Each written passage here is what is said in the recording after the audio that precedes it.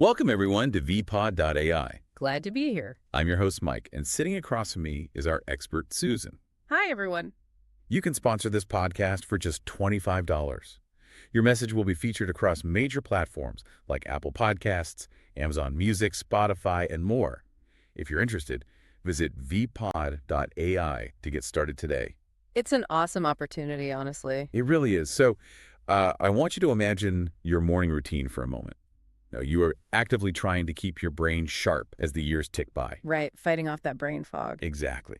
And you're probably familiar with the multi-billion-dollar industry that's basically built around this exact anxiety. Oh, 100%. You might be messing around with language learning apps or doing those daily spatial reasoning puzzles. Or running 5 miles a day just to keep the blood flowing to your head. Yeah, I mean, we spend a whole lot of time optimizing our neurological hardware. But what if maintaining that mental sharpness, like the literal processing speed of your neurons, was heavily dictated by two everyday minerals sitting in your kitchen pantry right now? Which is such a wild concept, you know? It kind of strips away all the complex biohacking and just brings us right down to foundational biology. It really does. So our mission today is to dissect some new medical data from the journal Nutrients. And this data actually links deficiencies in calcium and magnesium to measurable cognitive decline. Which is huge. Our goal is to break down what this data actually means for your daily routine, right? Like understanding if you need to entirely rethink your diet based on this. So let's jump straight into the data. This research came out of the Medical University of Udu in Poland. Yeah, a really fascinating study. They looked at a very specific group, is 1,220 hospitalized adults, and all of them were aged 60 and older. And that's a key detail because usually in this kind of nutritional research, they rely on, dietary recall surveys. Which are notoriously terrible, right? Oh, completely unreliable. I mean, they hand you a piece of paper and ask you to estimate exactly how many cups of spinach you ate over the last month. I can't even remember what I had for breakfast yesterday. Exactly. Human memory is flawed. But beyond that, even if you perfectly remember eating a salad, eating something doesn't mean your body actually absorbed the minerals. Oh, right. Because of digestion issues. Yeah, things like gut microbiome issues or compounds in grains that block mineral uptake. But this Polish study bypassed all that subjective noise. Because they actually used blood tests. Right. They took actual blood panels to measure the physical levels of ionized calcium and magnesium in the patient's systems. And I want to pause on that word ionized, because they didn't just measure total calcium, right? No, they didn't. And that distinction matters a lot to your brain. Why is that? Because total calcium includes the stuff tightly bound to proteins in your blood. That bound calcium is basically useless for biological functions. It's just floating around locked up. Pretty much. It can't cross cell membranes. Ionized calcium is the free, active form. So by measuring that, researchers got a definitive snapshot of the actual raw materials available to the nervous system. Okay, so they have this highly accurate snapshot. And then they divided these patients into 4 distinct groups to test their memory and executive function. Right. Group 1 had normal levels of both minerals. Group 2 had low magnesium only. Group 3 had low calcium only. And Group 4 was deficient in both. Now, obviously, Group 4, the people running dry on both minerals, they scored the absolute worst on the cognitive tests. Which makes total sense. But the really interesting nuance is in the middle groups. Yeah, this part blew my mind.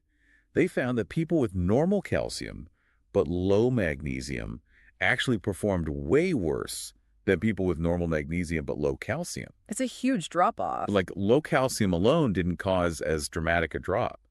But low magnesium combined with normal calcium, disaster. It really highlights how complex this relationship is. It makes me think of a car engine. Like, calcium and magnesium are the oil in the transmission fluid. Oh, I like that analogy. Right. Like, when both run dry, the engine just completely sputters and stalls out.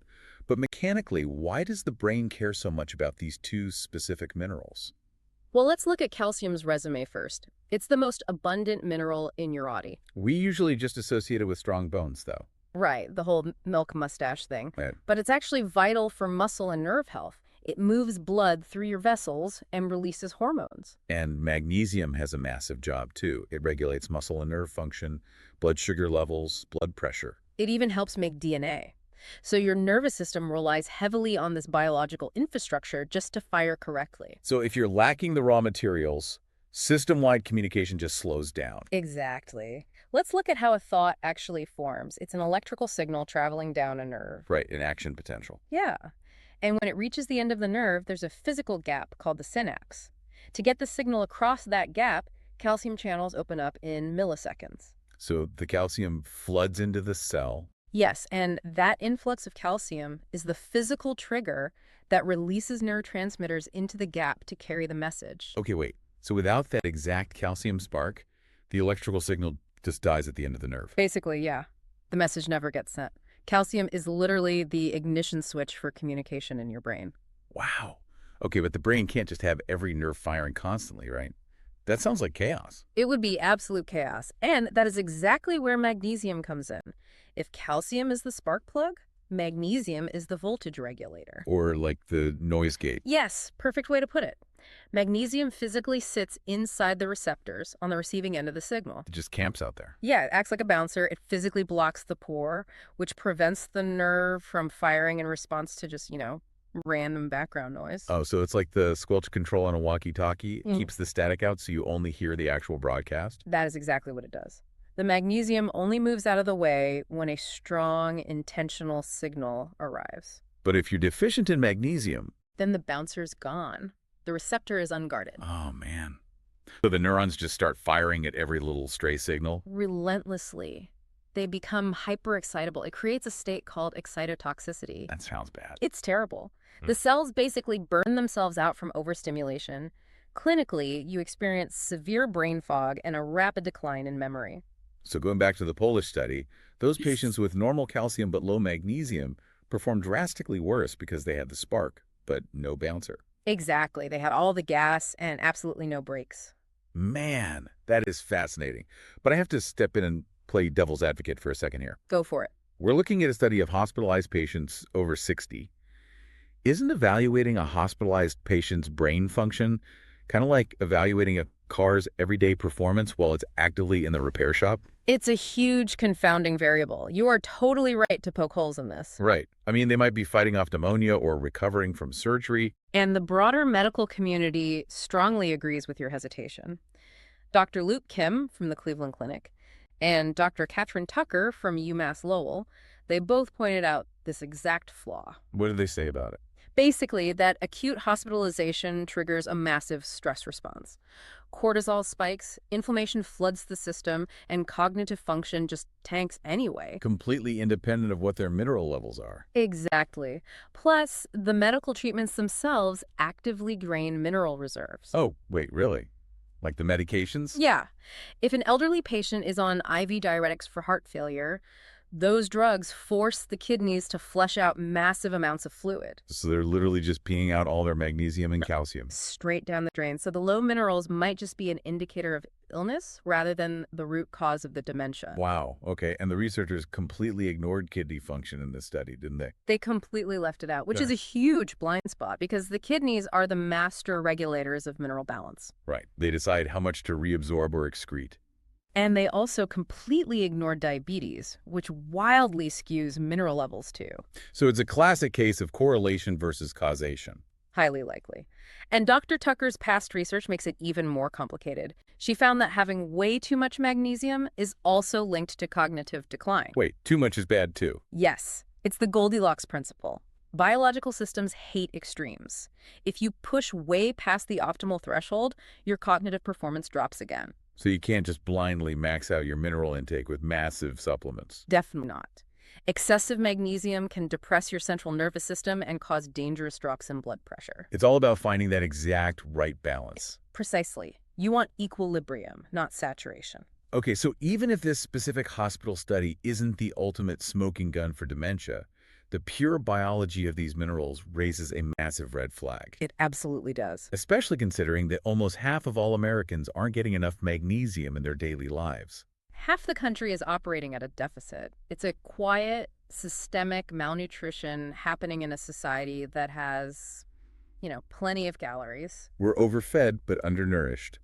Why is that deficit so widespread? A huge part of it is our shift toward ultra-processed foods. Like white flour and packaged snacks. Right.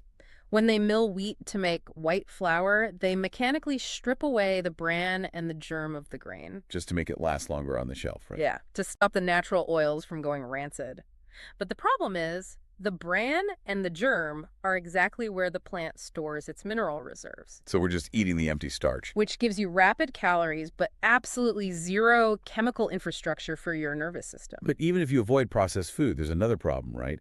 Like the actual vegetables themselves are different now. Yeah, it's really troubling. There's been a massive decline in the actual mineral content of our produce. It's called the dilution effect. Because we engineer crops to grow super fast and super big. Exactly. They accumulate water and carbs at an astonishing rate, but that outpaces their ability to draw trace minerals from the soil. So we're eating these huge, visually perfect vegetables that are just structurally hollow on a microscopic level. It's sad but true. Plus, decades of harsh farming and synthetic fertilizers have killed off the fungal networks in the soil that actually mine those minerals for the plants. So the soil is basically just sterile dirt now. Pretty much. A carrot today is basically a shadow of a carrot from 70 years ago. Okay, so if the system's kind of rigged against us, what are the actual numbers we need to hit? Right, let's talk targets.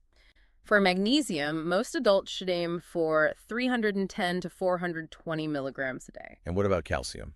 Calcium is higher. You want to hit 1,000 to 1,300 milligrams daily. Okay, and what's on the menu to get those numbers? For magnesium, you want beans, nuts, legumes, and chia seeds. Dark leafy greens are amazing too. What about for calcium? Dairy is an obvious one, but if you want plant-based options, go for kale, broccoli, and bok choy. And should people just take supplements if the soil is so bad? Not necessarily. Getting minerals through a whole food diet is really the best way. Because of how the food breaks down. Yeah, it's about the food matrix. When you eat broccoli, you aren't just getting calcium. You're getting vitamin K, fiber, and phytonutrients that help your body actually absorb the mineral properly. To like a natural slow release system. Exactly. Whereas a synthetic supplement is basically dropping a massive concentrated payload into your gut. Which can cause stomach issues, right? Severe gastrointestinal distress sometimes. Plus, isolated minerals compete for absorption. So a massive calcium pill could actually block you from absorbing magnesium. Wow. So you create a new deficiency by trying to fix one. Exactly. Supplements are really only necessary if your dietary intake is just impossible to maintain. And even then, stay within the recommended ranges. Right. Don't overdo it. So bringing this all home, getting enough calcium and magnesium is totally vital for keeping your body's engine running smoothly. Absolutely essential. But based on what the experts are saying, you shouldn't spend your life panicking that skipping one serving of broccoli is going to immediately trigger cognitive decline. No, definitely don't panic. It's about long-term habits. But it does leave us with a pretty massive question to think about. It really does. If our modern processed diets and the declining mineral content in our farm soil are slowly stripping away the very nutrients our brains rely on, how will our society's entire approach to agriculture have to change to protect our cognitive longevity in the decades to come? it's something we all need to seriously consider. Thanks for joining us, everyone. We'll catch you next time.